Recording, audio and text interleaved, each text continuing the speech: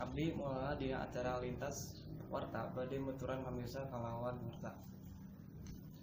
Meteor tirasi Orion bade ketembong melesat di langit kira-kira 30 derajat arah hutan laut. Saprak 20 dugi ka 22 Oktober Sabtu dini dinten. Ieu fenomena dingaranan hujan meteor Orionid. Asalna ieu hujan tirasi bintang Orion di Indonesia. Ieu rasi paninggalan bade medal kisarang tabu 21 wit.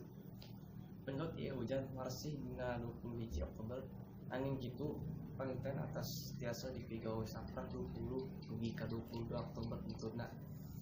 Hujan meteor Orionid mangrupa salah sahiji hujan meteor anu kalawan aktivitas anu cekap luhur antawis 40 ka 70 meteor per tabuh salila 2 ka 3 dinten berturut-turut. Urang tiasa oge ngarasakeun panek Saturnus anu kasampah keneh di arah kulon dugi kisaran babuk 21 sambil nungguan Orion. Sajabati eta urang tiasa ningali Mars jeung Venus. Hujan meteor Orionid teh lintasan roda nuju buntut komet Halley.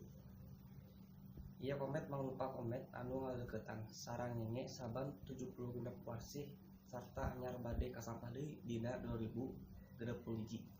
Kanggo menang kenging pariten nongcolang dibonggolongankeun kanggo pilari lokasi anu bebas polusi cahya artifisial.